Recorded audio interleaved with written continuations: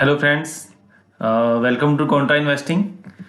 This is Gurvinder Malhotra and I am a SEBI research analyst. So before starting this video, this is a standard disclaimer. So all the shares that we will discuss in this video are only for educational purposes. So please go through this standard disclaimer. तो friends आज का जो हम topic लेके आए हैं that is about multibagger recipe. तो देखिए क्या है कि हर एक जो भी इन्वेस्टर है लॉन्ग टर्म इन्वेस्टर, तो उनके मन में एक रहता है कि यार हम कैसे मल्टी बैगर का क्या हम कैसे आइडेंटिफाई करें कि क्या उसमें ऐसे इंग्रेडिएंट होने चाहिए कि किस बेस पे क्या फिल्टर लगाएं। तो दैट हर किसी इन्वेस्टर के मन में एक तो क्वेश्चन रहता है, और एवरी इन्वेस्टर जो एक लॉन्ग टर्म इन्वेस्टर वो चाहता है कि यार मुझे कोई ऐसा मल्टी बैगर स्टॉक मिले मतलब जो मेरी वेल्थ को मल्टीप्लाई कर दे। और मल्टी बैगर का एक जैसे डेफिनेशन जो मेरे अकॉर्डिंग कि जो स्टॉक आपको एक फास्ट रिटर्न मीन्स एक तो जैसे आपको 5 साल के पीरियड में maybe up to 8 to 10 times return इस टाइप के, और मान लीजिए 10 साल का पीरियड है तो आपको वहाँ से 50-60 गुना टाइप के और 100x के टाइप के रिटर्न मिल रहे हैं। तो इस टाइप के स्टॉक उसमें जैसे मैंने मेरे जो इन्वेस्टिंग एक्सपीरियंस में जो मेरी रिसर्च रही, तो उसमें मैंने जितने भी मल्टी बैगर स्टॉक्स हुए काफ़ी मोर देन 100 मल्टी बैगर को जो पिछले 10 साल में जो फ्रॉम 2013 टू 2023-24 के बीच में दैट वेट एवर जो मल्टी बैगर मैंने स्टडी किया, तो उनमें कुछ कॉमन फीचर्स मैंने ऑब्जर्व किया कि एक तो क्या है, सबसे पहले कि अगर आपको मल्टी बैगर स्टॉक चाहिए तो you should enter at a very initial stage, तो when the valuations are very very cheap. तो एक आपको मल्टी बैगर रिटर्न के लिए एक अच्छे वैल्यूएशन पे एंट्री करना जरूरी है। तो this is the first basic premise कि अगर आप राइट वैल्यूएशन पे एंट्री नहीं करेंगे तो it can not generate that expected return जो आप सोचते हैं एक मल्टी बैगर से आपको बननी चाहिए। So that is the basic, मेरा एक प्रिंसिपल रहता है कि, और उसको आइडेंटिफाई करने का मेरा एक अपना फ्रेमवर्क है। और आज हम जो डिस्कस करेंगे एक फ्रेमवर्क को डिस्कस करने की कोशिश करेंगे कि क्या ऐसा फ्रेमवर्क कि जिसको आप फॉलो करके एक ताकि एक फ्रेमवर्क से क्या होता है कि आपको डिसीजन मेकिंग में ईजी रहता है कि मेरे को कैसे स्टॉक में एंट्री करना है और कहाँ पे जाके मेरे को एग्जिट करना है। तो हर एक इन्वेस्टर का अपना अपना फ्रेमवर्क रहता है जो उसको गाइड करता रहता है कि मेरे को किस टाइप के स्टॉक्स में एंटर करना है, ताकि ऐसा ना हो कि वो किसी भी स्टॉक में एंटर कर रहा है कि उसको पता ही नहीं मैं क्यों एंटर कर रहा हूँ। तो एक तो फ्रेमवर्क आपको स्क्रीनिंग में हेल्प करता है कि आप स्क्रीन करेंगे तो उसके बाद आप उस कंपनी की जो इन डेप्थ स्टडी करेंगे। तो आज जो हमारा बेसिक पर्पस है, हम एक फ्रेमवर्क स्टडी करेंगे कि मैं किस फ्रेमवर्क को यूज करता हूं और वो आपके लिए भी हेल्पफुल हो सकता है। तो चलिए एक पहले ओवरव्यू लेते हैं कि क्या हम उस फ्रेमवर्क में क्या क्या कंपोनेंट्स या इंग्रेडिएंट्स को हम चेक करते हैं जिसके बेस पे हम फर्दर कंपनी की डीप स्टडी करते हैं। तो दिस इज मेरा एक जो फ्रेमवर्क रहता है कि अगर आपको मल्टी बैगर रिटर्न चाहिए तो सबसे पहली उसकी जो एक रिक्वायरमेंट है that is low market cap, तो वो कम मार्केट कैप वाली कंपनी होनी चाहिए। अगर आपको बड़े रिटर्न चाहिए तो जैसे अगर आप लार्ज कैप में जाएंगे, मान लीजिए जिसकी मार्केट कैप ऑलरेडी 50,000 या 1 लाख करोड़ है, तो that can not, it is difficult to get 100x return from this types of this size of companies. तो आपको जो कंपनी सेलेक्ट करनी है उनका साइज छोटा होना चाहिए, उनकी मार्केट कैप छोटी होनी चाहिए। तो कई लोग पेनी स्टॉक के चक्कर में जैसे प्राइस देख के 10-20 रुपए के प्राइस के हिसाब से, लेकिन वो मार्केट कैप नहीं देखते हैं। जैसे यस बैंक है, कुछ ऐसी बहुत सारी कंपनीज हैं, उनका प्राइस तो हमें दिखता है कि 10-20 रुपए है, लेकिन उनकी मार्केट कैप 50-60 हजार करोड़ की होती है। तो वो वहां से मल्टी बैगर रिटर्न एक्सपेक्ट करते हैं, दैट जो मेरे अकॉर्डिंग वहां से पॉसिबल नहीं रहते हैं। तो सबसे पहली रिक्वायरमेंट इज कि उसकी मार्केट कैप छोटी होनी चाहिए। तो देन जो मैं फ्रेमवर्क यूज करता हूँ वैल्यूएशंस के लिए, लो प्राइस टू सेल, मैं प्राइस टू सेल को फॉलो करता हूँ। वो रीजन हर एक अपना अपना है कि मैं प्राइस अर्निंग की बजाय प्राइस टू सेल को फॉलो करता हूँ, क्योंकि कई बार क्या होता है कि कंपनी प्रॉफिट अभी नहीं बना रही होती है, तो इसलिए वो पी रेशियोज की सही उसको रिफ्लेक्ट नहीं कर पाती है। तो ये कुछ ऐसा रीजन है कि जिस वजह से मैं प्राइस टू सेल को फॉलो करता हूँ। तो दूसरा एक जो फैक्टर है दैट इज लॉन्ग कंसोलिडेशन। जो अगर आपको एक मल्टी बैगर रिटर्न चाहिए तो वो स्टॉक में एक लंबा कंसोलिडेशन मेरे हिसाब से होना चाहिए। तो जितने भी मैंने ऑब्जर्व किया मल्टी बैगर, उसमें एक लंबा कंसोलिडेशन देखने को मिलेगा। तो दिस इज द एक another ingredient I can say और factor for a multi bagger stock. और उसके बाद क्या होना चाहिए कि प्रमोटर की होल्डिंग हाई होनी चाहिए। तो जितनी भी मैंने कंपनीज का मोस्टली स्टडी किया है, तो मोस्टली 70-75 तक परसेंट तक की वहाँ पे पब्लिक प्रमोटर होल्डिंग मैंने देखने को मिली है। तो this is the another factor. So उसके बाद आप जैसे मैंने प्राइस टू सेल बोला, लो पी रेशियो भी आप देख सकते हैं। अगर कंपनी कंसिस्टेंटली अच्छे प्रॉफिट अर्न कर रही है तो पी रेशियो भी अगर कम है तो दैट इज आल्सो है गुड फैक्टर एक मल्टी बैगर के लिए। और उनकी ROC ROE ये भी अच्छी होनी चाहिए, और प्रॉफिट और सेल्स कंसिस्टेंटली ग्रो करने चाहिए, और वैल्यूएशन गैप विद पीयर्स, तो अपने पीयर से वो सस्ते वैल्यूएशन पे होना चाहिए। और एक फैक्टर है दैट इज स्मॉल इक्विटी, इसको भी हम समझेंगे।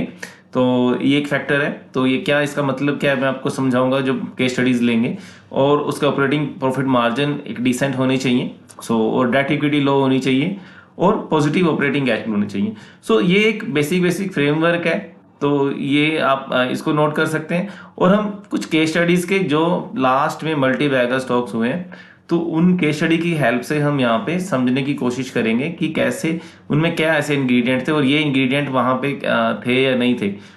चलिए स्टार्ट करते हैं। तो कुछ ऐसे जो मल्टी बैगर स्टॉक्स जो पिछले 10 सालों में हम बोल सकते हैं कि जहाँ पे मोर देन 100x टाइप के रिटर्न आपको देखने को मिले। तो सबसे पहली कंपनी जो मैं यहाँ पे लूँगा, दैट इज एल्काइल अमाइन एक कंपनी है। तो ऐसी बहुत से केस स्टडीज हैं, हंड्रेड्स ऑफ कंपनीज मैंने जो स्टडी किया, उनमें जो कॉमन फैक्टर जो मैंने आपको बताया ये सभी देखने को मिले। तो इसमें आप बिजनेस के बारे में हम ज़्यादा स्टडी नहीं करेंगे कंपनी की, वो आप उसके नेक्स्ट स्टेप है, दैट इज अभी हम उसके इंग्रेडिएंट्स को देख रहे हैं जो ओनली डाटा के बेस पे। इस कंपनी का अगर आप ग्राफ देखेंगे, मैं आपको ना पहले दो चीज़ों पे आप जरूर फोकस करिए, बाकी सभी इंग्रेडिएंट हम देखेंगे साथ साथ में। आप दो चीज़ों पे फोकस जरूर करिए इसमें, जो मेरा मेन रहता है that is low price to sale, और दूसरा है मेरा दैट इज लॉन्ग कंसोलिडेशन। तो ये आप चीज़ें देखेंगे कि हर एक मल्टी बैगर में आपको देखने को मिलेंगी। अगर आप यहाँ पे देख रहे हैं, दिस इज एल्काइल अमाइन का जो चार्ट है। तो देखिए अभी इसकी मार्केट कैप 8000 करोड़ के ऊपर की मार्केट कैप है। तो अगर आप इसका चार्ट देखेंगे, लंबा चार्ट देखेंगे, देखिए 2005 से लेके, तो ये चार्ट यहाँ पे आपको क्या दिखा रहा है कि कंपनी में लॉन्ग कंसोलिडेशन, लंबा कंसोलिडेशन हुआ है। तो ये की रेंज पे ट्रेड कर रहा है। उसके बाद थोड़ी सी यहाँ पे रेंज चेंज हुई है, यहाँ पे 30-40 रुपए की रेंज से यहाँ रेंज होके 100 वाली रेंज में आ गया। तो ये फिर उसके बाद यहाँ पे कितना, एक 100-200 की रेंज में ये स्टॉक यहाँ पे कंसोलिडेट हुआ। तो उसके बाद अगर आप देखेंगे 17-18 के बाद जब केमिकल सेक्टर में तेजी आई, तो वहाँ से ये स्टॉक देखिए यहाँ से 30x, और अगर यहाँ से आप लेंगे, देखिए ये एक 8-9 साल का एक लंबा कंसोलिडेशन था। तो यहाँ पे 30 रुपीज से ये स्टॉक 4800 का इसका ऑल टाइम हाई था नियर अबाउट। तो I think near about 150x ये स्टॉक हो गया आपका 13 से लेके आपका 21, just with in 7-8-9 year, sorry. तो ये एक आप यहाँ पे देखा हमने कि लंबा कंसोलिडेशन, अभी एक स्टॉक हमने देखा है। तो ऐसे मल्टीपल स्टॉक्स हम यहाँ पे देखेंगे जहाँ पे एक लंबा कंसोलिडेशन के बाद आपको कोई ट्रिगर आपको देखने को मिलेंगे उस कंपनी में, उस सेक्टर की री रेटिंग होगी, कुछ ना कुछ टेल विंड्स उस सेक्टर की रहेंगी, या कंपनी के स्पेसिफिक रहेंगी, कुछ कंपनी एक्सपेंड कर रही है। तो that also we will discuss कि क्या वो री रेटिंग के ट्रिगर्स क्या हो सकते हैं, वो हम लास्ट में डिस्कस करेंगे। तो इसमें हमने एक पहला फैक्टर ये देखा कि लंबा कंसोलिडेशन। तो दूसरा फैक्टर जो मैं बोलता हूँ, यहाँ पी रेशो भी आप देख सकते हैं। तो किसी केस में आपको पी रेशो कम नहीं मिलेगी मे बी, तो लेकिन इस केस में अगर आप देखेंगे तो पी रेशो भी देखिए 5-6 की पी पे ये ट्रेड करता था, और जब ये हाई पे गया तो 75 तक की पी पे गया। तो एक चीज यहाँ पे मैं और थोड़ी क्लियर कर दूं कि वैल्यूएशन, देखिए क्या है कि वैल्यूएशन को मैं इंपॉर्टेंस क्यों देता हूँ। सपोज करिए कि एक कंपनी अगर मान लीजिए आप अगर ग्रोथ पे ही फोकस करते हैं। अब एक रिसेंट आपने मेरी एक वीडियो मैंने बनाई थी माइंड द वैल्यूएशन, तो उसमें भी थोड़ा सा मैंने ब्रीफ में समझाया कि देखिए सपोज करिए कि कंपनी आप एक्सपेक्ट कर रहे हैं कि नेक्स्ट 4-5 ईयर 40-50% की रेट से ग्रो करेगी, और ऐसी बहुत सी कंपनी थी अभी जहाँ भी ये गाइडेंस थी कि 40-50% से हम ग्रो करेंगे। तो उनका भी मार्केट में क्या हाल हुआ, क्योंकि वहाँ पे अगर वैल्यूएशन में वो कंफर्ट नहीं है, क्योंकि जब सभी को मालूम है कि ये कंपनी 40-50% के हिसाब से ग्रो होने वाली है, तो वो क्या होता है कि मार्केट उसको फैक्टर इन कर देती है आने वाली 4-5 साल की ग्रोथ को, लेकिन हम उसको नहीं समझने को तैयार नहीं होते कि नहीं यार ये तो थीम बहुत बड़ा है, जैसा कि सेमीकंडक्टर में, ईएमएस में, इस टाइप के थीम्स में हमें देखने को मिला। तो ये एक आपको ध्यान रखना है। वैल्यूएशन आप देखेंगे कि जो हम कंपनी डिस्कस करेंगे तो किस तरह से वैल्यूएशन हम लेते हैं।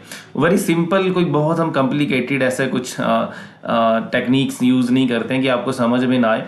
तो पहला तो एक 10 साल का जो कंसोलिडेशन होता है उसमें क्या होता है कि कंपनी बिल्कुल ही अपने ऐसे लोवेस्ट वैल्यूएशन पे आ जाती है कि वहाँ पे रिस्क खत्म हो जाता है। तो अगर कहीं भी आप उसको इनिशियल स्टेज पे आइडेंटिफाई कर लेते हैं उस कंपनी को, थोड़ा सा कहीं उसके पॉजिटिव ट्रिगर आने से पहले, या उसमें आप देख लेते हैं कि यहाँ पे कुछ पॉजिटिव होने वाला है, तो देन आप एक विनर के रूप में यहाँ से निकल सकते हैं। तो इस केस में जैसे पी रेशो की बात कर रहे हैं तो पी रेशो भी बहुत कम है। तो देखिए यहाँ पे एक बात जो मैं बोल रहा था कि अगर आप ग्रोथ कंपनी में वैल्यूएशन को इग्नोर कर रहे हैं तो आपको सिर्फ ग्रोथ का ही बेनिफिट मिलने वाला है, और वो भी मे भी काफ़ी हद तक ग्रोथ उसमें फैक्टर इन होती है, और जरा से भी डिसअपॉइंटमेंट आपकी सारी वेल्थ को मतलब आपकी वेल्थ को भी नुकसान पहुंचा सकती है।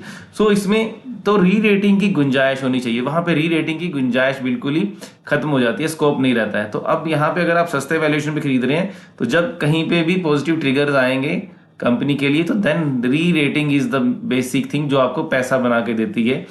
ग्रोथ वो उसको स्पीड देती है, जो मेरा जो एक स्टडी बोलती है कि ग्रोथ उसको स्पीड देती है। एक्चुअल में जो री रेटिंग तो वैल्यूएशन में ही होती है। ग्रोथ अब मैं इसको दिखाऊंगा कि आप बहुत ज़्यादा ग्रोथ नहीं चाहिए आपको मल्टीबैगर के लिए, आपको 15 से 20% की ग्रोथ भी मिले, लेकिन अगर आप वैल्यूएशन आपने ठीक पकड़े हैं तो देन आप you can make multibagger returns. तो अभी इस कंपनी के एग्जांपल से भी आप समझेंगे कि यहाँ देखिए आपको 5 की पी पे आपने उठाया, यहाँ पे अगर इस टाइम पे जब ये कंसोलिडेट हो रहा है तो इस टाइम पे कोई उठाने को रेडी नहीं है, ठीक है। तो आपको करीब 5 वाला 75 पे हो गया आपका, तो मतलब 15x तो आपका जो return only due to valuation के कारण ही बना हुआ है यहाँ पे। तो अगर आपने यहाँ पे कहीं भी उठाया मान लो 11, 12, 13 इस पीरियड में तो 21, तो 7-8 साल में 10-15 गुना तो ये हो गया। और अगर आपने देखा कि यहाँ पे कंपनी 10-15% से ग्रो कर रही है तो 10 साल में आपका डबल से ज्यादा हो जाएगा। तो 15 और डबल आपकी सेल होगी, और प्रॉफिट मान लीजिए डबल से ज्यादा हो गए, तो जितना प्रॉफिट और सेल ग्रो होंगे और 15 को उससे मल्टीप्लाई कर दीजिए, अगर प्रॉफिट डबल हो गए तो 15 इंटू 2 तो 30x आपको रिटर्न मिल गई वेरी इजीली, बिना कोई बहुत ऐसा कुछ देखे कि यार थीम के पीछे भागना दौड़ना। ये एक थीम का जब सबसे बड़ी प्रॉब्लम जो मेरे को लगती है कि हम थीम में एंटर करने की हर कोई ये सोचता है कि मेरे को थीम में एंटर करना है, थीम में एंटर करना है। आने वाला थीम क्या है? थीम जब चलता है तो उसमें इतनी फास्ट तेजी आती है, या अगर तो आप टाइम पे एंटर कर गए तो ठीक है, तो एकदम से चलता है, 1-2 साल की तेजी होती है, वो तेजी एकदम से ही खत्म हो जाती है, आपको अकोमुलेट करने का टाइम नहीं मिलता। क्या होता है कि आप थोड़ी एंट्री से स्टार्ट करते हैं, थोड़े अमाउंट से, तो आपको लगता है यार ये तो यार मैं गलती कर गया यार, ये तो थीम बहुत बढ़िया था, मेरे को तो ज़्यादा क्वांटिटी लेनी चाहिए। तो जैसे वो थीम तेजी पकड़ने लगता है आप क्वांटिटी इंक्रीज कर देते हैं, लेकिन एग्जिट हम नहीं टाइम नहीं कर पाते हैं, क्योंकि हमें लगता है कि अभी थीम तो लंबा चलेगा, लेकिन वो थीम आप जितने भी थीम देखिए अभी लास्ट के 2-3 साल में क्या हुआ, रेलवे थीम चला 2 साल में इतनी तेजी आई, लेकिन अगर तो जो कोई टाइम पे निकल गया, एग्जिट कर गया, चाहे थोड़ा बहुत 10-20% ऊपर नीचे करके कहीं भी निकल गया तो ठीक है, लेकिन मोस्टली लोग ऊपर के लेवल पे ही एंटर होते हैं। तो थीम्स में मेरे को ये प्रॉब्लम्स थोड़ी सी लगती है, तो इसलिए मैं उन चीज़ों में इंटरेस्टेड रहता हूँ जहाँ पे कोई इंटरेस्टेड नहीं है। तो ये इस एंगल से हम इन चीज़ों को देखेंगे। जैसे आप मैंने रेलवे का बोला, डिफेंस में देखिए क्या हुआ, शिपिंग में भी पैसा बहुत बना, लेकिन बहुत फास्ट बना डेफिनेटली। तो अब हम उसको भी समझेंगे। चलिए मैं आपको ये दिखाता हूँ कि देखिए कोई 10 ईयर कंसोलिडेशन वाला जो फंड है, इसको पहले हम एक चलिए थोड़ा सा और देख लेते हैं इस केस को। तो इसमें जो मैं प्राइस टू सेल को थोड़ा सा मैं एक्सप्लेन कर दूं, तो मेरी ऑब्जर्वेशन में जितने भी ये मल्टी बैगर मैंने देखे हैं, तो मोस्टली एक तो ये इसमें आप देखेंगे कि ये जो मेरा फ्रेमवर्क है मोस्टली आपका मैन्युफैक्चरिंग कंपनीज के ऊपर ज़्यादा ये सूटेबल अप्लाई होता है। तो ये आपका जो ट्रेडिंग कंपनीज के ऊपर अप्लाई नहीं होगा, क्योंकि उनमें कोई ऑपरेटिंग लीवरेज ऐसा कुछ इस टाइप का कुछ ट्रिगर्स नहीं रहते हैं। और ये बैंकिंग और फाइनेंशियल टाइप की कंपनीज में भी ये, क्योंकि उनका बिजनेस मॉडल टोटली डिफरेंट है, तो उसमें मे बी मेरे को बेटर लगता है कि पी रेशो, कुछ लोग price to book book value भी यूज़ करते हैं, मेरे को बैंकिंग में पी रेशो अच्छा लगता है। और भी जितनी फाइनेंशियल, मान लीजिए एनबीएफसीज हैं या आपकी ब्रोकिंग फर्म है, एएमसीज है, तो उनके लिए थोड़ा सा आपको अलग से फ्रेमवर्क बनाना पड़ेगा। तो ये फ्रेमवर्क आप मोस्टली मैन्युफैक्चरिंग टाइप कंपनीज में, इवन आप रिटेल चेन वाली कंपनीज में, और मे बी आईटी में भी मैं इसको अप्लाई कर देता हूँ। तो ज़्यादा हर एक के लिए अलग अलग फ्रेमवर्क बनाने की जगह मैंने एक ही फ्रेमवर्क रखा हुआ है। तो बाकी जब इंडिविजुअली आप किसी सेक्टर की स्टडी करते हैं तो जो उस सेक्टर से रिलेटेड अलग अलग पैरामीटर्स हैं तो आप उनको अलग से देख सकते हैं। पर बेसिक जो स्क्रीनिंग के लिए मेरे को ये प्राइस टू सेल और ये कंसोलिडेशन, तो कंसोलिडेशन तो आपको हर जगह ही चाहिए, उसके बिना पैसा नहीं बनेगा। तो अगर लोग जितना लंबे कंसोलिडेशन वाली आप कंपनी सेलेक्ट करेंगे और वहां पे ट्रिगर ढूंढने की कोशिश करेंगे तो आपका पैसा ज़्यादा बनेगा। तो ये मैं यहाँ पे जो प्राइस टू सेल का जो, ये देखिए जितने भी मैंने मल्टी बैगर स्टडी किए तो एक टाइम पे कहीं बहुत लो प्राइस टू सेल पे ट्रेड कर रहे थे। तो जब उनका एक पॉजिटिव जब टेलविंड थे उस सेक्टर से और कंपनी से रिलेटेड, तो उस पीरियड में उनकी वैल्यूएशन आप देखेंगे तो यहाँ 0.4 से लेके 2013 में, तो ये जब वैल्यूएशन थे प्राइस टू सेल के, तो हाई पे ये 18 तक गई। तो इट मीन्स कि आपका तो नियर अबाउट 40x, तो आई थिंक वैल्यूएशन के कारण ही हो गया। तो बाकी जो ग्रोथ आई कंपनी में 2-3 गुना मान लीजिए प्रॉफिट और सेल हो गए, तो उससे पैसा आपका 100x से ज़्यादा बन गया। तो अगर ओनली यहाँ पे सिर्फ ग्रोथ की बात करते तो पैसा सिर्फ 10 साल में मे बी 10-12 गुना बन पाता। तो दिस इज द बेसिक कि आपको अगर अच्छे वैल्यूएशन पे एंटर करेंगे तो आपको पैसा बनना, एक तो आपका रिस्क कम हो जाएगा उसमें, और आपके एक तो एंट्री बड़ी स्मूथ होगी। देखिए अगर आप ऐसी चीज़ों में, देखिए मैं इसी एक केस स्टडी को थोड़ा अच्छी तरह से समझते हैं, एल्काइल अमाइन, फिर थोड़ा सा हम बाकी केस स्टडीज लेंगे जिसमें यही सभी पैरामीटर होंगे, तो जितनी हम मैक्सिमम कंपनीज ले सकेंगे ताकि आपको ये क्लैरिटी हो जाए कि हाँ this definitely this framework works. तो ये देखिए, तो अब ये क्या है कि पहले मैंने एक तो क्या है कि बोलता कि यार चलेगा कि नहीं चलेगा स्टॉक।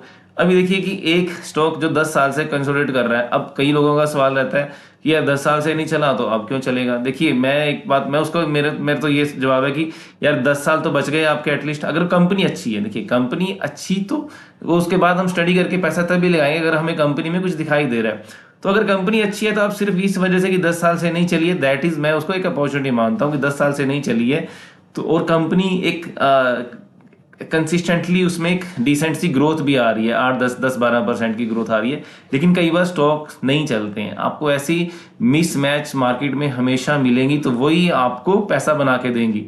तो ये एक हम बात कर रहे थे कंसोलिडेशन एंट्री का। देखिए कि अगर आप यहाँ पे एंट्री करेंगे, क्योंकि यहाँ पे देखिए पैसा, वही बात मैंने बताया कि यहाँ जैसे रेलवे का एग्जांपल लिया या और जो भी थीम है, अगर ऐसे मोमेंटम में आप एंट्री करेंगे, सपोज करिए मोमेंटम में आप यहाँ कहीं एंट्री किए, मैं यहाँ पे प्राइस दिखाता हूँ आपको।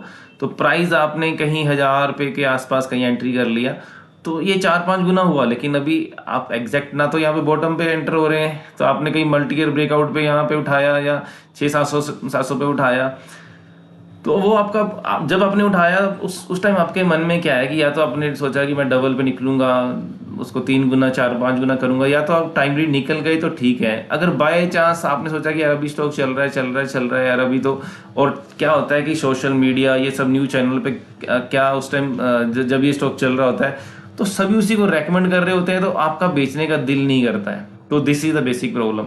तो हम इसको आइडियल मानने की बजाय कि यार ठीक है मैं तो यहाँ 600 पे, अब एग्जैक्ट आप मान के चलेंगे कि मैंने 600 पे एंट्री कर लिया, आपने 1000 पे एंट्री की या 1500 पे एंट्री की या 2000 पे एंट्री की, अब 2000 पे लेके आप बोलते हैं कि आप तो लॉन्ग टर्म इन्वेस्टर हैं, यार मेरे को तो 10 गुना पैसा करना है, तो पैसा आपका डबल हुआ उसके बाद, लेकिन आपने एग्जिट नहीं किया, तो आज फिर आप 4 साल बाद उसी लेवल से भी नीचे खड़े हैं।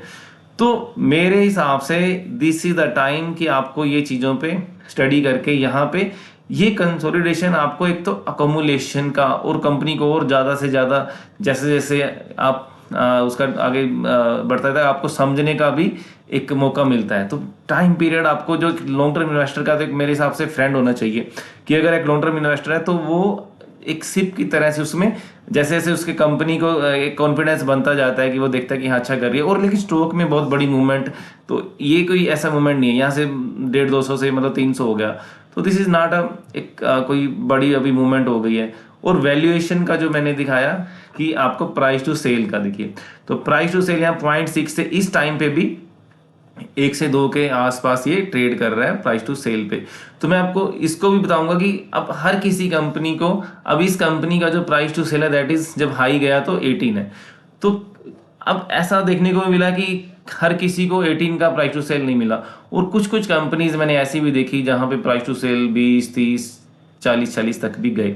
तो वो एक तो ग्रोथ फैक्टर रहता है, फंडामेंटल कंपनी के अच्छे हैं, एक तो ये फैक्टर रहता है, और जब जितनी ज़्यादा ग्रोथ आती है तो उस पीरियड में जब स्पेसिफिकली जब वो ग्रोथ आ रही है और सभी जगह ये हो रहा है कि हाँ ये कंपनी ये बहुत अच्छा करने वाली है फ्यूचर में, तो उस टाइम पे उसका मल्टीपल उस शॉर्ट टर्म के लिए, वो ज़्यादा टाइम के लिए नहीं रहेगा, तो वो आपको बहुत कॉशियस रहना है। तो जिस टाइम ये बड़े हाई मल्टीपल मिल रहे हैं कंपनी को, आपको एक तो इन्वेस्टमेंट करने से तो बिल्कुल ही बचना है, और आपको एग्जिट की वहाँ पे प्लानिंग करनी है। तो ये हम समझेंगे कि मेरा एक जो फ्रेमवर्क के अकॉर्डिंग कि थोड़ा सा मैंने जो ऑब्जर्व किया कि आप प्राइस टू सेल मल्टीपल कैसे एक बना सकते हैं फ्रेमवर्क की, ये कहाँ तक इसका प्राइस टू सेल मल्टीपल जा सकता है, तो that we will also discuss. तो ये हमने देखा एक प्राइस टू सेल और कंसोलिडेशन का। फिर आप यहाँ पे इसके जैसे मार्जिन प्रोफाइल जरूर चेक करिए, तो मैं मार्जिन प्रोफाइल को इसके प्राइस टू सेल से लिंक अप करने की कोशिश करता हूँ, तो वो काफ़ी हद तक मैंने देखा कि वो काम भी करता है। तो इसमें एक अज्यूम करिए कि कंपनी के फंडामेंटल मान के चलिए कि अच्छे हैं, उसकी डेट इक्विटी रेशियो बहुत लो है, नियर अबाउट 0 टाइप की कंपनीज है, और बाकी भी सभी कैश फ्लो और ग्रोथ आ रही है डिसेंट, में भी 15 से 20% की भी मेरे लिए सफिशिएंट है। तो यहाँ पे आप देखेंगे कि ये कंपनी 2013 में 16% के मार्जिन कर रही है, ठीक है। तो मैं आपको एक चीज़ जो मेरी ऑब्जर्वेशन आई कि ये जो इसका प्राइस टू सेल कहाँ तक जा सकता है। अब मेरे पास ये कंपनी 2013 में मेरे सामने है, जब मैं बोल रहा हूँ कि ये कंपनी जब ये 30 रुपये के आसपास, 20-30 रुपये के आसपास ट्रेड कर रही है, ठीक है। तो उस टाइम पे इसके फंडामेंटल्स क्या है इस कंपनी के, तो देखिए सेल 300 करोड़ की कर रही है, ठीक है। तो एक तो पहले ये समझिए आप कि उस टाइम इसकी मार्केट कैप क्या है। देखिए मार्केट कैप उस टाइम इसकी क्या बनेगी, अभी मान लीजिए यहाँ पे 30 रुपये का ये शेयर था, तो अभी 1500 रुपये 1600 रुपये चल रहा है, तो इट मीन्स कि अभी भी 50 गुना वहाँ से हो गया ये स्टॉक, आई थिंक, है ना। तो 50 गुना ये स्टॉक हुआ, तो इसको 50 से डिवाइड करेंगे अगर आप, तो आपका ये आई थिंक 400 करोड़ के आसपास की आई थिंक मार्केट कैप, या इससे कम, ऐसी 200 करोड़ की मार्केट कैप आएगी आई थिंक। तो इसको हम 50 से डिवाइड करते हैं, तो ये आपका आ गया 800 और 5, सॉरी ये तो आपका 200 से भी कम की मार्केट कैप बनेगी, 160 करोड़ की मार्केट कैप बनेगी। तो इस टाइप की, अब देखिए वही हमारा, क्योंकि 0.5 वहाँ पे प्राइस टू सेल आ रहा था, तो यहाँ पे अगर इसकी सेल 300-350 करोड़ है, तो उसका 1/2 160-70 करोड़ की मार्केट कैप बन रही है, और 16% का यहाँ पे मार्जिन है।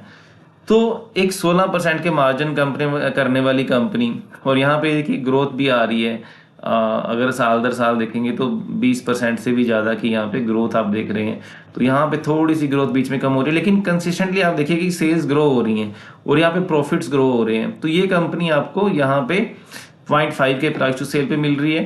तो मेरे अकॉर्डिंग अब मैं इसको लिंक करूंगा, तो इसका हाई गया 18 का, तो जब ये कंपनी के बारे में आपको देखेंगे कि माहौल की, ये सेक्टर का बहुत ग्रोथ आ रही है पूरे सेक्टर में, और कंपनी में भी ग्रोथ आ रही है, तो जो हाईएस्ट जो मेरा प्राइस टू सेल जो मैंने देखा है कि मान लीजिए कंपनी 30-35% के मार्जिन कर रही है, तो वो उसका प्राइस टू सेल उसका 50% तक ऑप्टिमिस्टिकली, अगर आप ऑप्टिमिस्टिक व्यू रखते हैं, तो ये देखिए अगर यहाँ पे भी इसको भी चेक करेंगे, तो वो आपका 35% के मार्जिन, तो 18, तो नियर अबाउट 50% पे आ रहा है, तो 1/2 तक का उसको प्राइस टू सेल मिल जाता है, ठीक है।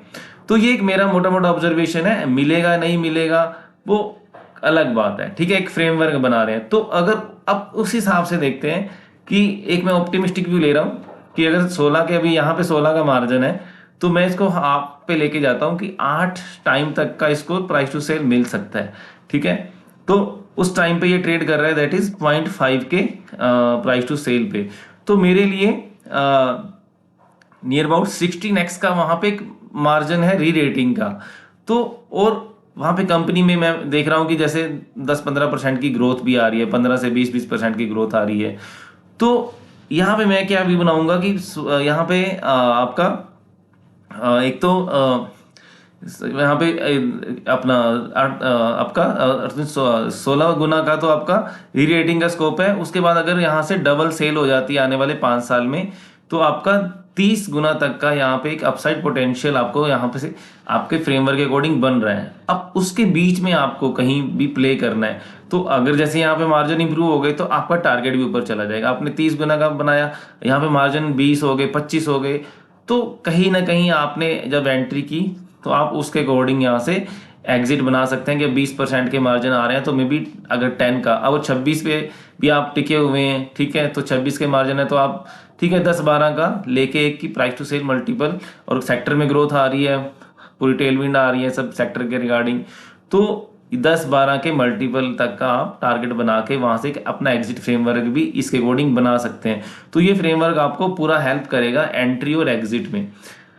तो ये मोटा मोटा क्या मेरा फ्रेमवर्क है। अभी यहाँ तो ये 0.5 पे मिल रहा था, ठीक है। अगर मान लीजिए कोई भी कंपनी आपकी 10% के मार्जिन कर रही है, तो मेरा तो ये व्यू है कि अगर वो जैसे कि 10% के मार्जिन कर रही है तो ऑप्टिमिस्टिक मैं व्यू लेता हूँ कि वो उसको 4 से 5 का प्राइस टू सेल मल्टीपल मिलना चाहिए अगर वहाँ पे अच्छी ग्रोथ आती है, ठीक है। और फंडामेंटल तो कंपनी के स्ट्रॉन्ग होने चाहिए, जो हमने बेसिक रेसिपी में डिस्कस किया, जितने भी इंग्रेडिएंट्स हैं जैसे कि डेट इक्विटी रेशो है, बाकी सभी और इस तरह से ROC वगैरह। तो एक 5 तक का मान लीजिए मैं मान के चलता हूँ कि वहाँ पे प्राइस टू सेल मल्टीपल मैं अजूम करके चल रहा हूँ, और मेरे को वो कंपनी 1 या 0.5 के प्राइस टू सेल मल्टीपल पे मिल रही है, तो मेरे लिए वहां पे एक री रेटिंग का एक स्कोप है। और अगर वहां पे मेरे को लग रहा है कि ये कंपनी 15 से 20% ग्रो कर सकती है, तो डेफिनेटली मेरे लिए वो एक मल्टी बैगर कैंडिडेट बन सकता है कि जब मेरे को वहां पे कोई ट्रिगर मिलेगा उस कंपनी के रिगार्डिंग, तो दैट इज द टाइम कि एंटर करने का, ठीक है।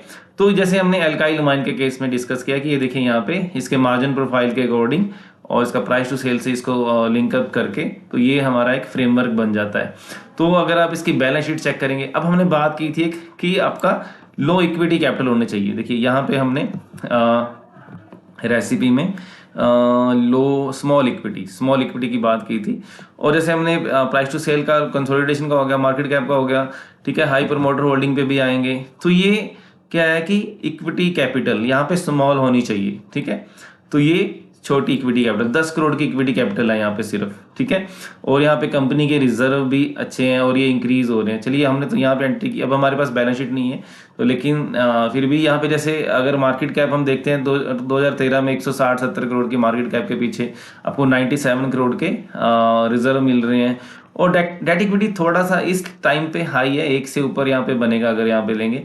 बट बाकी फंडामेंटल्स जब आप देखेंगे कि आपको थोड़ा सा सेंस की ऐसा नहीं कि एग्जैक्टली बिल्कुल आपको डेट टू इक्विटी रेशियो 1 से नीचे होनी चाहिए। कई बार आपको बिजनेस सब समझ में आ रहा है कि बाकी सब चीज़ें ठीक है, थोड़ा बहुत डेट इधर उधर भी हो जाएगा तो इशू नहीं है।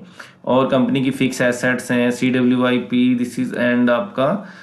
तो एक चीज़ क्या रहती है जैसे कि यहाँ पे बैलेंस शीट में कि यहाँ पे डेटर्स वगैरह दिस वन बहुत ज़्यादा नहीं होनी चाहिए। मान लीजिए अभी 350 करोड़ की कंपनी सेल कर रही है, तो उसके पीछे 1/4 डेटर है, दैट इज कोई ऐसा मतलब बहुत ज़्यादा रेशो खराब नहीं है। तो कंपनी ऑपरेटिंग कैश फ्लो भी पॉजिटिव कर रही है, पॉजिटिव कैश फ्लो कर रही है ऑपरेटिंग फ्रॉम द ऑपरेशंस। और यहाँ पे डेटर डेज, इन्वेंट्री डेज थोड़े से इन लेवल्स पे हाई हैं, लेकिन फिर भी यहाँ पे कोई ऐसा अनरीजनेबल मेरे को नहीं लग रहा है। तो और ROC देखिए, ROC उस टाइम पे कंपनी की 21% की है। तो ये इस टाइप से कंपनीज की एक अच्छी ROC वाली कंपनी आपको इतने सस्ते वैल्यूएशन पे मिल रही है। जैसे हमने देखा 5-6 की PE पे मिल रही थी और 0.5 के प्राइस टू सेल पे। और एक हमारा जो फैक्टर था दैट इज प्रमोटर होल्डिंग आपकी हाई होनी चाहिए। तो इस टाइम पे यहाँ पे 74% की, अब 17 से पहले नहीं है तो डेफिनेटली वहाँ भी 74-75% की इनकी प्रमोटर होल्डिंग चली आ रही है पास्ट से। तो ये सभी हमारे मोटे मोटे हमने जो इंग्रेडिएंट देखे, small equity, operating profit margin अच्छे हैं, डेट इक्विटी कम है, और ऑपरेटिंग कैश फ्लो भी पॉजिटिव है, और आरओसी अच्छी है, और पी रेशो भी हमने देखा, प्रमोटर होल्डिंग देखा। तो ये सभी फैक्टर हमारे वैल्यूएशन गैप विद पीयर्स, तो उस टाइम का अभी हमारे पास अवेलेबल नहीं होगा, लेकिन डेफिनेटली ये स्टॉक जैसे अभी अच्छे वैल्यूएशन पे है तो अपने पीयर से भी कम वैल्यूएशन पे ही आपको देखने को मिलेगा। तो ये हमने एक केस स्टडी की। हाँ और एक हम ये जैसे स्मॉल इक्विटी कैपिटल का मैं थोड़ा सा आपको एक्सप्लेन कर दूं कि आप जितनी भी कंपनीज देखेंगे मल्टी बैगर बनी है तो उनकी एक ये बेसिक एक रहा है, मैं मेरे देखने में इंग्रेडिएंट कि ये इक्विटी कैपिटल छोटी होती है। तो अब छोटी कैसे होती है मैं इसको थोड़ा सा रिलेटिव सेंस में समझाऊंगा। अब आप जैसे अगर जाएंगे, जैसे अलोक इंडस्ट्री जैसी कंपनीज है, ठीक है, अब ये 8,000 करोड़ की इनकी मार्केट कैप है, और ये सेल कितना कर रही है, इसकी सेल है 4,000 करोड़ की, ठीक है, और ये आपका अब इसकी इक्विटी देखिए यहाँ पे बाद में जरूर कम हुई है, तो 500 करोड़ की इक्विटी कर रही है। तो जो कंपनी 4,000 करोड़ की सेल करने वाली कंपनी की इक्विटी कितनी है, 500 करोड़ की। तो अगर इसी सेक्टर में आप जब और कंपनीज को स्टडी करेंगे, सियाराम सिल्क है मान लीजिए, ठीक है, अब ये 3,000 करोड़ की इसकी मार्केट कैप है, ठीक है, और ये सेल कितना कर रही है, ये 2,000 करोड़ की सेल कर रही है, और सिर्फ 9 करोड़ की इक्विटी है। तो दिस इज द बेसिक की एक छोटी इक्विटी क्या होती है। इसको आप यस बैंक से भी समझ सकते हैं, यस बैंक के एग्जांपल से। अब यस बैंक की मार्केट कैप देखिए, एक तो ये मैंने जैसे बताया था कि पेनी स्टॉक के चक्कर में मत पड़िए। अब इसकी मार्केट कैप को देखिए, 60,000 करोड़ के आसपास की मार्केट कैप है। तो ये आपका कहीं भी किसी भी एंगल से एक मल्टी बैगर कैंडिडेट के लिए फिट नहीं बैठता है। तो इसकी जो रेवेन्यू कितनी है, तो 30,000 करोड़ की रेवेन्यू कर रही है ये कंपनी, और इसकी इक्विटी देखिए 5-6 हजार करोड़ के आसपास की इसकी इक्विटी है। और इसके अगेंस्ट अगर आप इसी सेक्टर का सबसे बड़ा बैंक अगर देखेंगे जिसकी मार्केट कैप इससे 20 गुना ज़्यादा है, और उसकी जो रेवेन्यूज़ हैं दैट इज़ 10 गुना ज़्यादा है, तो उसकी इक्विटी कितनी है, 760 करोड़ की। उससे 1/10 की इक्विटी के साथ वो कंपनी काम कर रही है। So this is the basic. अब ऐसा नहीं कि यस HDFC बैंक की भी जो इक्विटी कैपिटल 9-10 करोड़ से काम चलेगा, क्योंकि बड़ा इनको इक्विटी की जरूरत होती है और बहुत लार्ज कैप कंपनी है। लेकिन आप फिर भी अगर आप मैं आपको दिखाऊंगा कि जितनी भी मल्टी बैगर हुए हैं, जैसे हमारा सबसे महंगा स्टॉक अगर आप देखेंगे जैसे MRF है, तो अगर उसकी भी अगर आप इक्विटी देखेंगे तो आपको समझ में आएगा कि स्मॉल इक्विटी का क्या मतलब है, सिर्फ 4 करोड़ की इक्विटी। और ऐसे ही आप बड़े बड़े स्टॉक देखेंगे तो उन सब में एक चीज़ आपको देखने को मिलेगी, दैट इज़ 27 करोड़ की इक्विटी। तो आप समझिए कि आपको सेंस आ जाएगी कि हाँ यार, इस टाइप से इक्विटी को हम स्मॉल इक्विटी बोल सकते हैं। अब ये 17-18 हजार करोड़ की सेल करने वाली कंपनी की इक्विटी सिर्फ 27,000 करोड़ है। तो एग्जैक्ट रेशियो तो बिठाना बड़ा मुश्किल होगा, लेकिन आप खुद से समझ सकते हैं कि स्मॉल इक्विटी क्या है। तो इस तरह से बहुत सी और कंपनी, मैं आपको ऐसे यूनिक एग्जांपल दूंगा कि कैसे। देखिए एक कंपनी में दिखाऊंगा आपको, चलिए इस कंपनी को स्टडी करते हैं। ऐसा कुछ बहुत खास नहीं है इस कंपनी में, बट आप इस कंपनी को जब देखेंगे कि जैसे कई लोगों का कि यार ग्रोथ के बिना पैसा नहीं बनता, मैं ये बोलता हूँ कि अगर आप बहुत ही चीप वैल्यूएशन पे किसी चीज़ को खरीद रहे हैं तो आपका पैसा तब भी बन सकता है चाहे ग्रोथ ना भी आए। तो ये एक यूनिक एग्जांपल है पॉल्सन लिमिटेड, एक इस टाइप का। तो जैसे मैंने जो इंग्रेडिएंट्स आपको बताए, ठीक है, तो उसमें देखिए एक तो अभी भी इसकी, अब इस कंपनी की मार्केट कैप इस टाइम पे भी 141 करोड़ की है। ये कोई रिकमेंडेशन नहीं मैं दे रहा हूँ, ये आपको केस स्टडीज के तौर पे मैं आपको जस्ट डिस्कस कर रहा हूँ। तो ये कंपनी देखिए अब इस टाइम पे भी अभी इसकी मार्केट कैप 141 करोड़ की है, ठीक है। तो अगर आप इसका ग्राफ चेक करेंगे तो आप क्या देखेंगे कि ये 2012 में इस कंपनी का प्राइस 200 रुपये था, और यहाँ से ये जस्ट विद इन 5-6 ईयर्स यहाँ पे एक 100x से भी ज़्यादा यहाँ पे रिटर्न देखने को मिले। तो क्या यहाँ पे इतनी ग्रोथ आई? नहीं, ऐसा नहीं है। तो जो मैं आपको बोल रहा हूँ कि जैसे मैं प्राइस टू सेल को फॉलो करता हूँ, तो अगर आप इस चेक करेंगे तो उस टाइम पे ये कंपनी, तो अभी भी अगर आप देखेंगे ये आपका जैसे 141 करोड़ की इसकी मार्केट कैप है, तो अगर 200 के लेवल से अभी भी ये आपका 60 गुना यहाँ से शेयर अभी ट्रेड कर रहा है। तो यहाँ पे इसकी मार्केट कैप क्या बनेगी? 2-3 करोड़ की मार्केट कैप पे ये कंपनी ट्रेड कर रही थी, ठीक है। तो ये इसका जो market cap to sales only 0.1 था, और जब ये हाई पे यहाँ पे गया तो दैट टाइम ये 4.4 से ऊपर गया। तो इट मीन्स कि मतलब 45x तो इसको जस्ट वैल्यूएशन का ही एक बेनिफिट मिल गया, ठीक है। और भी आप जैसे इसमें उसका पीछे का ये शायद लिस्टिंग नहीं है, तो कंसोलिडेशन वाला यहाँ पे कुछ हमें नहीं मिलेगा। और ग्रोथ अगर आप देखेंगे तो ग्रोथ क्या आई इस कंपनी में, तो क्या इतनी ग्रोथ आई? नहीं। देखिए 82 करोड़ की यहाँ पे सेल थी 2013 में, और यहाँ पे जब 18 में इसने हाई बनाया 25,000 का, तो यहाँ से 82 करोड़ से सेल बढ़ के 105 करोड़ हो गई, ठीक है। और जो प्रॉफिट थे वो 5 करोड़ से बढ़ के 10 करोड़ हो गए, डबल ही हो गए सिर्फ प्रॉफिट। लेकिन आपने क्या देखा कि शेयर प्राइस उसका वहां से 45x हो गया। तो वैल्यूएशन का बहुत बड़ा एक रोल है आपके स्टॉक का मल्टी बैगर बनाने में। तो दिस इज मेरा एक मोटा मोटा ये रहता है। और जो मैं आपको इंग्रेडिएंट्स बता रहा हूँ जैसे स्मॉल इक्विटी, अब ये देखिए यहाँ पे भी इक्विटी आपको सिर्फ 60 लाख की इक्विटी देखने को मिल रही है। तो ये सब पॉजिटिव कैश फ्लो है आपका, ये सब आपकी एफिशिएंसी रेशियोज आप देख सकते हैं, और शेयर होल्डिंग 75%। ये आपको बहुत मोस्टली आपको सभी केसेस में जो आपको शेयर होल्डिंग आपको प्रमोटर्स की 75% के नियर अबाउट मिलेगी जितने मल्टी बैगर होंगे। मैं नहीं बोल रहा कि आपको सिर्फ 75% वाली लेनी है, लेकिन हाई प्रमोटर होल्डिंग एक बहुत एक पॉजिटिव फैक्टर है। तो ये हमने एक बेसिक सा एक फ्रेमवर्क हमने देखा कि ये फ्रेमवर्क मोस्टली काम करता है। तो एक कंपनी अभी हमने मोस्टली स्टडी की एल्काइल अमाइंस, और ये एक पोर्शन का केस लिया। अब मैं और ऐसी बहुत सी कंपनीज आपके साथ डिस्कस करूंगा। मान लीजिए एक रिलैक्सो, जो भी यहाँ पे पास्ट में मल्टी बैगर स्टॉक्स हमने देखे हैं, जैसे रिलैक्सो भी एक बहुत बड़ा मल्टी बैगर हुआ है पिछले 10 साल में, जो इसका जो टाइम था 2012 से 21-22 तक के टाइम पे। तो वहाँ भी मैं आप दो अगर आप फैक्टर को कंसीडर करें तो 2005 से लेके यहाँ पे 2011-12 तक ये लंबा कंसोलिडेशन है, 7-8 साल के से भी ज़्यादा का। और उसके बाद देखिए यहाँ पे स्टॉक में जो रनअप आया, तो ये स्टॉक 12-13 रुपये से 15 रुपये से 1500 रुपये तक 100 बैगर बना जस्ट विद इन 8-9 ईयर्स। तो ये अब इसमें भी अगर आप देखेंगे, अब पी रेशो भी देख सकते हैं 3-4, यहाँ पे 10 के आसपास की, 8-9-10 के आसपास की पी रेशो पे ट्रेड कर रहा है। और हम इसका प्राइस टू सेल देखेंगे तो दैट टाइम ये 0.5, 0.4, 5, 6 ये इस टाइप के प्राइस टू सेल पे ट्रेड कर रहा है। और जब ये हाई पे गया तो दैट टाइम ये इसका प्राइस टू सेल था आई थिंक 15 के आसपास का, 13-14 के आसपास का। तो मतलब 25 से 30 गुना जो चेंज इसमें only due to re rating और चेंज इन वैल्यूएशन की वजह से आया। तो इसकी सेल्स वगैरह कितनी बड़ी, चलिए हम वो भी कोशिश करते हैं। 2012-13 में देखिए इसकी सेल कितनी थी, हम देख लेते हैं। और 21 में इसने टॉप बनाया, ठीक है। 12-13 से मतलब 13 से हमारे पास डाटा अवेलेबल है। तो ये 1000 करोड़ की सेल, और 21 में 2300। तो सेल नियर अबाउट डबल से थोड़ी सी ज़्यादा होगी, और आपके प्रॉफिट यहाँ से करीब करीब 5-6 गुना 6 गुना प्रॉफिट हो गई, ठीक है। तो ये हम इसका प्रोफाइल देखते हैं, मार्जिन प्रोफाइल। तो उस टाइम पे ये कंपनी 11% के मार्जिन कर रही थी।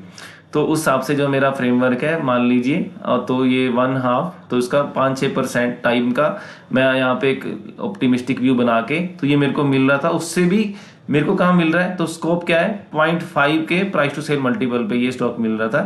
तो जिसने टॉप बनाया जाके 15 के प्राइस टू सेल मल्टीपल पे। तो मोटा मोटा जितने भी मैं आपको केस स्टडी दिखाऊंगा कि 0.5 से प्राइस टू सेल स्टार्ट हुआ और 15 पे जाके मोस्टली टॉप हो जाते हैं। अब बीच में जो एक जब मोमेंटम रहता है स्टॉक में, तो उस टाइम कुछ स्टॉक अच्छे मार्जिन अगर उस टाइम आ गए, वहाँ पे 30-40% के मार्जिन आ गए, तो वो आपको 20-20, 30-30 टाइम का भी प्राइस टू सेल मिल जाएगा। मैं आपको ऐसे केस स्टडीज भी दिखाऊंगा अभी, तो रिसेंट जो काफ़ी रहे। तो लेकिन ये अभी हम जैसे रिलैक्सो का केस देखा, तो इसमें हमने मोस्टली इंग्रेडिएंट, अगर इसका भी आप बैलेंस शीट उस टाइम की या डेट वगैरह सभी देखेंगे, तो डेट वाज इसकी इक्विटी भी सिर्फ 6 करोड़ की इक्विटी थी। तो डेट लेस देन अगर आप देखते हैं नियर अबाउट 1 के आसपास डेट इक्विटी रेशियो चल रही है, और कैश फ्लो पॉजिटिव है इसके, और ये रेशियोज अगर आप देखेंगे ये भी रीजनेबल लग रही हैं। और प्रमोटर होल्डिंग देखिए, प्रमोटर होल्डिंग 75% यहाँ भी देख रहे हैं। तो इस टाइप से और भी बहुत केस स्टडीज है हमारे पास। इतने भी मल्टी बैगर्स में अगर हम रिलैक्सो हमने देखा, एल्काइल अमाइन देखा, और एक NGL केमिकल, ये छोटी छोटी कंपनीज भी आपको मतलब देखने को मिलेंगी कि कैसे मल्टी बैगर जो बनी। चलिए एक अभी रिसेंट में से जो हुए हैं, जैसे न्यूलैंड लैब। अब न्यूलैंड लैब एक यहाँ से बहुत बड़ा मल्टी बैगर पिछले अब 4-5 साल में हमने देखने को मिला। तो इसके भी अगर आप दो चीज़ें, अगर आप सिर्फ पहले इन चीज़ों पे फोकस करेंगे कि कितना लंबा कंसोलिडेशन यहाँ से, मान लीजिए 2005 से लेके यहाँ से 15 तक का कंसोलिडेशन, और इवन यहाँ से अगर यहाँ से देखते हैं फिर 2013 से लेके 2020 तक का 7-8 साल का फिर कंसोलिडेशन है। तो आपने मान लीजिए इस कंसोलिडेशन के बाद कहीं यहाँ से पकड़ लिया तो भी आपका एक अच्छा यहाँ से पैसा बन गया, ठीक है। 80 रुपीज़ से आपका स्टॉक 20 गुना हो गया बड़े शॉर्ट पीरियड में। और फिर आपने इस कंसोलिडेशन को ले लिया तो 200-400 रुपये वाला आपका करीब 17-18 हज़ार, करीब 30 गुना 40 गुना आपका ये स्टॉक यहाँ से भी हो गया। तो जहाँ भी आपने एक कंसोलिडेशन के बाद पकड़ा स्टॉक को, एक जहाँ पे आप लगा कि 7-8 साल से स्टॉक उसी लेवल पे, अगर आप सिंपल इसको इस तरह से मैच करेंगे कि हाँ यार 2014 में भी ये स्टॉक इसी लेवल पे ट्रेड कर रहा था और आज भी उसी लेवल पे ट्रेड कर रहा है, तो आपके लिए वो एक स्कैन होकर स्टॉक आ गया, तो आप फर्दर स्टडी कर सकते हैं उस स्टॉक के लिए। तो ये एक हो गया आपका। और उसके बाद अगर इसमें आप प्राइस टू सेल और जिसको मार्केट कैप टू सेल भी बोल सकते हैं, अगर वो चेक करेंगे तो वो भी आपको देखने को मिलेगा कि इस टाइम के वहाँ पे ट्रेड कर रही थी, तो ये 0.2 पे थी, इस टाइम पे 0.5, और यहाँ भी जब आप 2020 की बात कर रहे हैं तो उस टाइम भी 0.8 और 1 से नीचे ट्रेड कर रही थी, और जब हाई पे गया तो ये 13-14, तो मतलब 14-15 गुना तो स्टॉक आपका उससे भी ज़्यादा इवन ये आपका ओनली ड्यू टू इवन 20 गुना आपका सिर्फ प्राइस, ये री रेटिंग मैं इसको बोलूँगा कि री रेटिंग की वजह से हुआ। बाकी जो ग्रोथ तो डेफिनेटली आपको देखनी ही पड़ेगी उस कंपनी में कि क्या ग्रोथ आप एक्सपेक्ट कर रहे हैं जब आप कंपनी को स्टडी कर रहे हैं कि ठीक है यहाँ से 25-30% या 20% एनुअल ग्रोथ आ सकती है आने वाले 2-3 साल का अगर आप व्यू लेंगे। तो अगर आप इसके भी फंडामेंटल चेक करेंगे, देखिए इसका ऑपरेटिंग ये मार्जिन प्रोफाइल देखिए 13% का, तो आप एक व्यू वहीं से आपका बन रहा है कि यार 6-7 टाइम का तो मल्टीपल यहाँ से मिल ही सकता है। तो ये कंपनी आपको 1 से नीचे की, तो वहाँ पे एक 7-8-10 गुना का आपको यहाँ पे मार्जिन ऑफ सेफ्टी बन गया कि यहाँ से हो सकता है, ठीक है। और इस टाइम पे जब ये मार्जिन इनके इंप्रूव होने शुरू हुए तो 16-17 पे और यहाँ पे 30 पे, देखिए जब ये 30 पे गया तब इसका क्रीपी अब टॉप में भी आगे अभी स्टॉक और चलेगा कि नहीं चलेगा, लेकिन एक बार के लिए यहाँ पे स्टॉक ने जब टॉप बनाया तो उसका मार्जिन क्या चल रहा है 30% पे। तो टॉप कहाँ बनाया 14-15 time of price to sale पे टॉप बना दिया कंपनी ने, स्टॉक ने। तो इसका इक्विटी भी आप देखेंगे स्मॉल है और डेट इक्विटी भी आप देखेंगे ठीक है, कंफर्टेबल है, कैश फ्लो पॉजिटिव हैं आपके, और ये रेशोज एफिशिएंसी रेशोज भी ये इस टाइम पे ठीक चल रही हैं। यहाँ पे थोड़ा सा इनका इस टाइम पे तो इनका प्रोमोटर होल्डिंग भी ठीक है, लेकिन यहाँ पे आगे देखिए प्रोमोटर होल्डिंग भी कम होगी इसकी, ठीक है। तो ये भी आपको चीज़ देखने को मिलेगी, ठीक है। जब स्टॉक अपने हाई वैल्यूएशन पे तो प्रमोटर सेलिंग के लिए आ जाते हैं और हम लोग एंटर कर जाते हैं। तो इन चीज़ों के लिए जैसे अब ये हमने केस देखा, तो इसी टाइप से और भी केस काफ़ी, एक अपार इंडस्ट्री एक बहुत बड़ा मल्टी बैगर हमने देखा रिसेंटली, तो उसमें भी अब अगर आप देखेंगे तो इस तरह से आपको फैक्टर्स देखने को मिलेंगे। तो दिस वन एक बड़ा अच्छा केस स्टडी है। तो यहाँ पे भी ये कंपनी फंडामेंटली अच्छी है, आप वो भी स्टडी करिए। फंडामेंटली सभी कंपनी मैंने जो स्टडी की है सभी अच्छी हैं। तो ये स्टॉक भी देखिए 5 से लेके यहाँ तक 14-15 तक इतना कंसोलिडेशन, और देन उसके बाद एक अच्छा यहाँ पे 8-10 गुना का रिटर्न यहाँ पे बना। अगर आप 90 रुपीज़ से देखते हैं तो 900 रुपये तक करीब गया, तो फिर ये कंसोलिडेशन फिर बन गया यहाँ से देखिए। तो 14 से लेके आपका ये 22 तक, तो करीब 7-8 साल का कंसोलिडेशन फिर मिल गया आपको। और यहाँ से स्टॉक ने देखिए कितना बड़ा एक 600-700 रुपये से आपका 12,000 के आसपास का लेवल, तो 20 गुना रिटर्न फिर बन गया आपका with in very short period, 2 साल के पीरियड में। तो इसी तरह से आपका लंबे कंसोलिडेशन, तो आप अगर इसको एक अगर आप इन चीज़ों को ऑब्जर्वेशन में समझेंगे तो आपको एक लंबा एक तरह से ये आपका कंसोलिडेशन है, कम से कम ये 15-16 साल का। तो उसके बाद आपको एक स्टॉक मिल रहा है एक अच्छे वैल्यूएशन पे, तो इसका भी प्राइस टू सेल अगर आप चेक करेंगे बहुत ही अट्रैक्टिव, मतलब एक लेवल पे ट्रेड कर रहा था 0.1 पे। और इस टाइम पे भी जब यहाँ से एक 2020-21 के बाद हमने तेजी देखी तो 0.34 पे और टॉप पे गया, तो भी इसमें बहुत ज़्यादा नहीं, मतलब एक ग्रोथ अच्छी आई क्योंकि सेक्टर के जो ये पावर सेक्टर की वजह से जो ट्रांसफार्मर में इनके जो कंडक्टर लगते हैं, तो काफ़ी अच्छी यहाँ पे ग्रोथ मिली। तो प्राइस टू सेल मल्टीपल उतना नहीं बढ़ा, लेकिन अगर आप अपने हिसाब से देखेंगे तो यहाँ से 0.3 और यहाँ से जब हाई था तो 2.5, तो नियर अबाउट 7-8 गुना तो आपको इसका भी बेनिफिट मिला है। अगर स्टॉक 20 गुना हुआ तो 10 गुना तो जो उसका कंट्रीब्यूशन ओनली री रेटिंग का ही है। तो हर जगह आपको मिलेगा ही मिलेगा अगर आप एक अच्छे वैल्यूएशन पे चीज को खरीद रहे हैं। तो इस टाइप से बहुत सी कंपनी, अब मैं एक कंपनी आपको दिखाऊंगा। देखिए अभी जो एक सेक्टर था बहुत ही आपने देखा कि आउटफॉर्म कर रहा था, दैट इज ईएमएस। तो उसमें एक कंपनी पीजी इलेक्ट्रोप्लास्ट। तो किस तरह से आप अगर इस फ्रेमवर्क को यूज करेंगे तो ये कंपनी, तो ऐसी ऐसी कंपनी आपको किस लेवल पे आपके फ्रेमवर्क में आएंगी।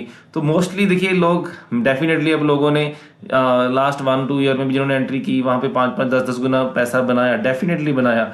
तो अगर इस केस को अगर आप देखेंगे तो कितना लंबा कंसोलिडेशन था इस स्टॉक में।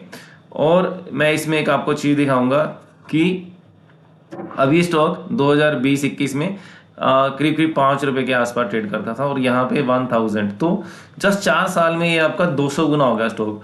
तो अगर आप इसमें भी देखेंगे तो सेम फ्रेमवर्क यहाँ पे भी आपको एप्लीकेबल होता हुआ दिखेगा। तो ये आपका 2020-21 में 0.2-0.3 के प्राइस टू सेल मल्टीपल पे ट्रेड कर रहा था। तो हर चीज आपको देखिए वैल्यू एक मौका दे रही है, ठीक है। तो इस टाइम पे भी आपको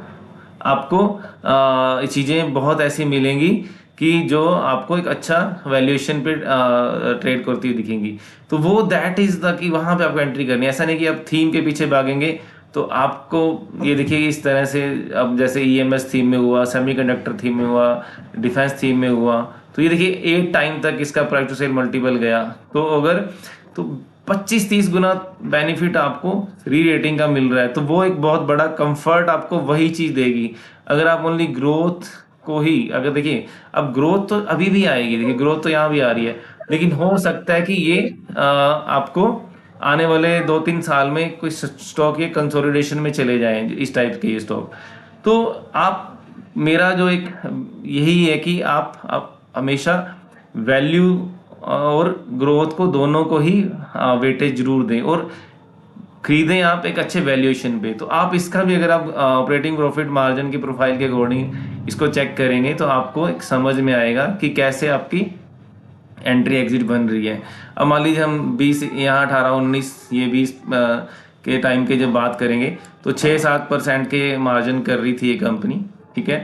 तो अब ट्रेड कहाँ कर रही है 0.3 पे। तो अपने मार्जिन के मतलब 1/10 से भी 1/20 के ऊपर ट्रेड कर रही है। मान लीजिए 0.2 0.3 पे जब ट्रेड कर रही है तो इतना आपके मार्जिन ऑफ सेफ्टी यहाँ पे मिल रहा है आपको।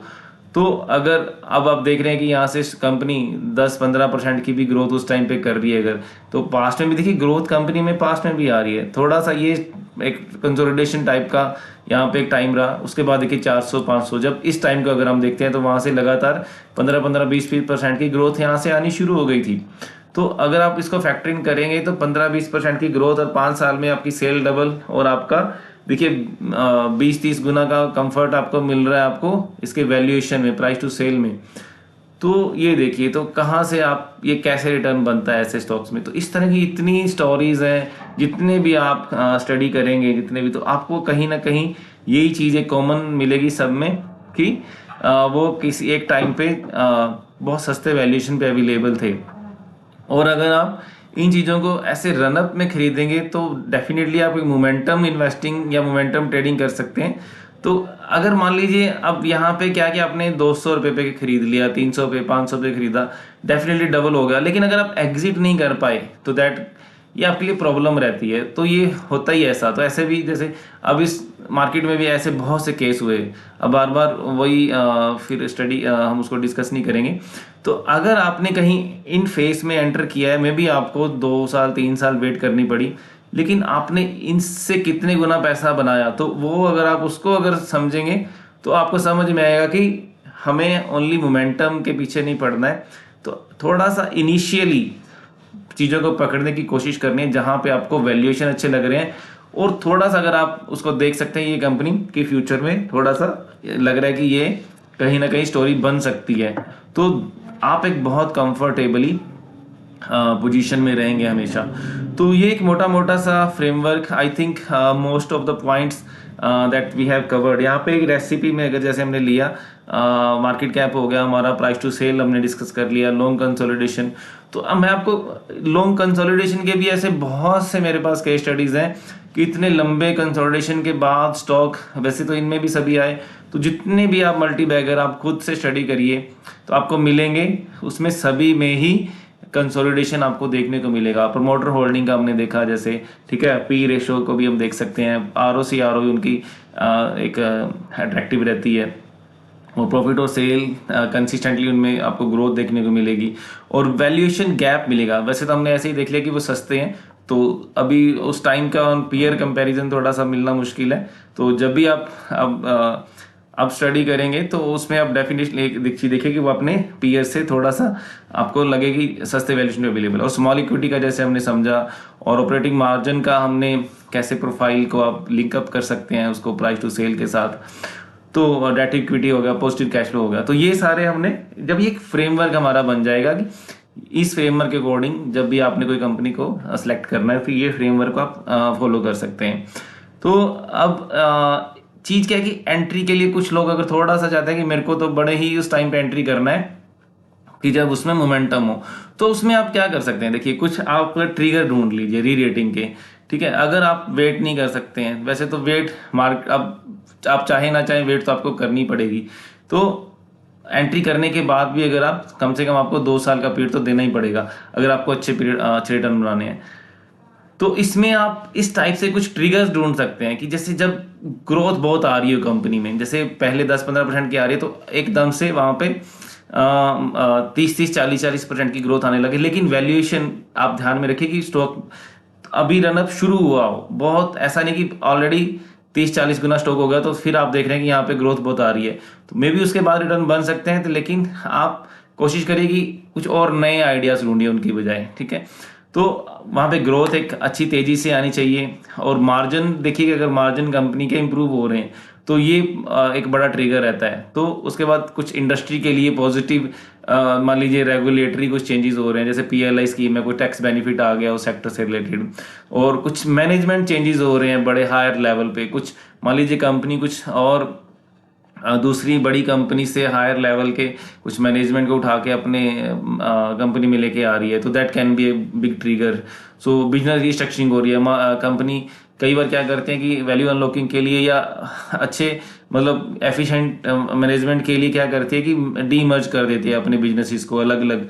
तो कई बार मर्जर भी कंपनी को लगता है कि ठीक है यार, अलग अलग बिजनेसेस हैं, एक ही तरह के बिजनेस है, तो मर्ज कर दो, तो उससे ऑपरेटिंग बेनिफिट मिल जाते हैं। तो एक्विजिशन, अगर कोई कंपनी अपने टाइप के कुछ और बिजनेसेस को एक्वायर कर रही है, ठीक है, तो इस टाइप से कुछ लॉस मेकिंग कंपनीज को मान लीजिए जब सेगमेंट्स को कंपनी बेचती है, तो वो उससे क्या होता है कि लॉस मेकिंग कंपनी निकल जाती है, तो उससे फाइनेंशियल इंप्रूव हो जाते हैं कंपनी के, तो प्रॉफिटेबिलिटी इंप्रूव हो जाती है, मार्जिन इंप्रूव हो जाते हैं। सो ये कुछ ट्रिगर्स हैं, जैसे डेट में रिडक्शन कर रही है कंपनी, ठीक है, तो इस टाइप से ये सब मान लीजिए जैसे डेट रिड्यूस हुआ तो उनके इंटरेस्ट कवरेज इंप्रूव हो जाती है, उनके कैश फ्लो इंप्रूव हो जाते हैं। सो इंस्टीट्यूशनल इंटरेस्ट, अगर एफ आईज एंड DIs उसमें इंटरेस्ट दिखा रहे हैं, तो ये इस टाइप से आप ट्रिगर्स को देख सकते हैं। और किसी अच्छे बेंचमार्क में मान लीजिए वो कंपनी वो स्टॉक इंक्लूड हो गया, ठीक है, मान लीजिए हमारा निफ्टी है, MSI है, MSCI है, ठीक है, और न्यू बिजनेस एक्सपेंशन, अगर कुछ कंपनी नए बिजनेसेस में जा रही है, नई ज्योग्राफीज में जा रही है, और नए प्रोडक्ट लॉन्च कर रही है, तो इस टाइप से भी आप ट्रिगर्स को ढूंढ सकते हैं कि उस ट्रिगर से। तो री रेटिंग, ये जस्ट ये कि री रेटिंग, अब मान लीजिए स्टॉक तो आपने आइडेंटिफाई कर लिया कि वो आपको सस्ता मिल रहा है, लेकिन आप चाहते हैं कि मेरी जो क्या कि टाइमिंग सेट हो, तो आप री रेटिंग ढूंढ सकते हैं, या क्या कि थोड़ी पोजीशन आपने बना ली, जब आपको स्टॉक सस्ता मिल रहा है तो आप क्या कर सकते हैं, आपने एक पोजीशन बना ली, ठीक है, कि मैं थोड़ी सी पोजीशन बना के रख लेता हूँ, तो या अकोमुलेट करना उसको शुरू कर दिया, ठीक है।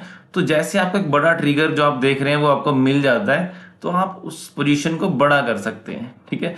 और अदरवाइज जैसे मैंने बताया कि जो है आपका ये कंसोलिडेशन फेज है, ये आपको अकोमुलेशन का मौका देता है, तो आप धीरे धीरे अकोमुलेट करते रहिए उसको, ठीक है। तो कोई प्रोडक्ट इनोवेट किया कंपनी ने, कुछ कॉर्पोरेट गवर्नेंस कई बार इशू रहते हैं, तो वो अगर कंपनी इंप्रूव करती है तो जैसे कुछ अच्छा डिविडेंड पे करना शुरू कर दिया, अच्छा डिस्क्लोज जैसे कौन कॉल करनी शुरू कर दी, प्रेजेंटेशन देनी शुरू कर दी।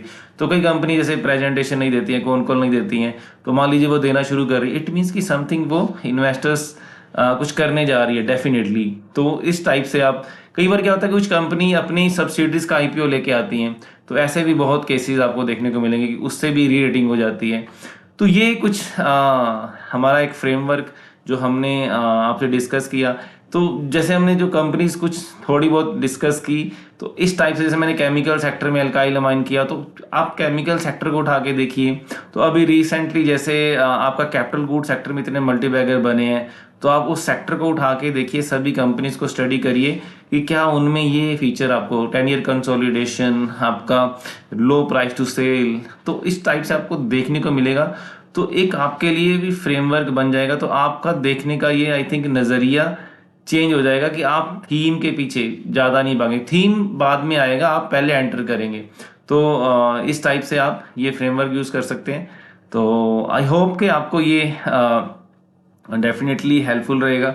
और एक मैं आपसे ये रिक्वेस्ट करूंगा कि जो मैंने फ्रेमवर्क किया, कि आपको इसमें क्या चीज़ अच्छी लगी, कुछ नया क्या सीखने को मिला, और आप भी बताइए कि आप कौन सा फ्रेमवर्क पहले यूज़ कर रहे हैं, आप कौन सा फ्रेमवर्क यूज़ करते हैं, ताकि वो भी जितने भी बाकी भी हमारे जो व्यूअर्स होंगे, तो उनको भी हेल्प मिलेगी। कमेंट से हम भी समझेंगे कि और किस किस तरह से फ्रेमवर्क हम यूज़ कर सकते हैं मल्टी बैगर्स को आइडेंटिफाई करने के लिए।